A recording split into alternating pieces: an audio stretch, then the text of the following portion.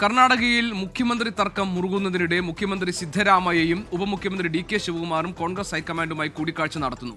ഇരു നേതാക്കളും എ.ഐ.സി.സി ആസ്ഥാനമായ ഇന്ദിരാഭവനിലെത്തി. മന്ത്രി ജി. പരമേശ്വരയെ ഒപ്പം കൂട്ടിയാണ് സിദ്ധരാമയ്യ ഡൽഹിയിലെത്തിയത്. ബൽറാം നെടുങ്ങാടി ഡൽഹിയിൽ നിന്ന് വിവരങ്ങളുമായുണ്ട്. ബൽറാം, കേരളത്തിലെ ഈ മുഖ്യമന്ത്രി ആരാകണമെന്നതുമായി ബന്ധപ്പെട്ട തർക്കം എ.ഐ.സി.സി പരിഹരിച്ചതേ ഉള്ളൂ.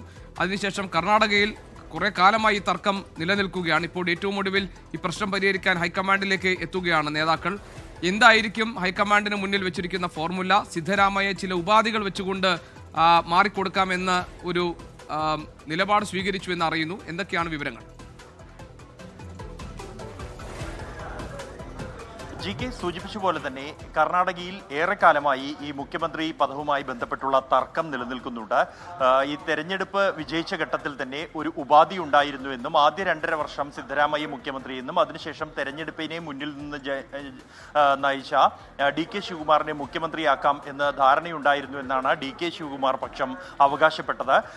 എന്നാൽ കേരളത്തിൽ ഇപ്പോൾ തെരഞ്ഞെടുപ്പിനെ മുന്നിൽ നിന്ന് നയിച്ച വി.ഡി. സതീശനെ തന്നെ മുഖ്യമന്ത്രിയാക്കിയതോടെയാണ് വീണ്ടും ആ തർക്കം കർണാടകയിൽ രൂക്ഷമായിരിക്കുന്നത്.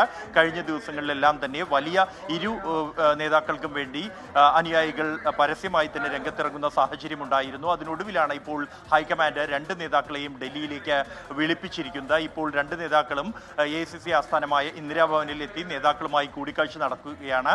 ഇതിൽ ശ്രദ്ധേയമായ ഒരു നീക്കം ഉണ്ടായിരിക്കുന്നത് മുഖ്യമന്ത്രി സിദ്ധരാമയ്യയുടെ ഭാഗത്തു നിന്ന് തന്നെയാണ്. അദ്ദേഹം താൻ മാറാൻ തയ്യാറാണ്, എന്നാൽ പകരം വരേണ്ടത് ദളിത് വിഭാഗത്തിൽ നിന്നുള്ള ഒരു നേതാവാണ് എന്ന ഉപാധിയാണ് മുന്നോട്ട് വച്ചിരിക്കുന്നത്. പരമേശ്വരിയുടെ പേരാണ് സിദ്ധരാമയ്യ മുന്നോട്ട് വച്ചിരിക്കുന്നത് എന്നാണ് ലഭിക്കുന്ന സൂചനകൾ. അദ്ദേഹം എത്തിയപ്പോൾ നേതാക്കളെയും ഒപ്പം കൂട്ടിയിട്ടുണ്ട് എന്നുള്ളതും ശ്രദ്ധേയമാണ്. ജി. പരമേശ്വര, സതീഷ് ഗർക്കിഹോളി, ഒപ്പം തന്നെ HC. Mahadevappa, Byrathi Suresh, KJ. George, MV. Patil അടക്കമുള്ള നേതാക്കളെയും ഒപ്പം കൂട്ടിയാണ് സിദ്ധരാമയ്യ ഡൽഹിയിൽ ഹൈക്കമാൻഡിനെ കാണാൻ എത്തിയിരിക്കുന്നത്.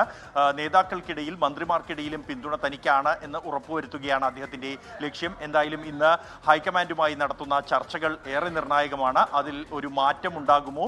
സിദ്ധരാമയ്യ മുന്നോട്ട് വെച്ച ഉപാധി അംഗീകരിക്കുമോ? അല്ലെങ്കിൽ ഡി.കെ. ശിവകുമാറിന് നേരത്തെ ഉള്ള അവകാശപ്പെടുന്ന തരത്തിലുള്ള ധാരണയനുസരിച്ച് മുഖ്യമന്ത്രി പദം നൽകുമോ എന്നുള്ളത് ഏറെ നിർണായകമാകും.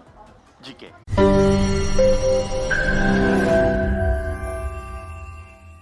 ലോകത്തെവിടെയായാലും ഏത് സമയത്തും 24 വാർത്തകളും ഓഗ്മെന്റഡ് റിയാലിറ്റി പാക്കേജുകളും എക്സ്പ്ലെയിനറുകളും വിശദമായി കാണാൻ ഞങ്ങളുടെ യൂട്യൂബ് ചാനൽ നിങ്ങൾക്ക് സബ്സ്ക്രൈബ് ചെയ്യാം.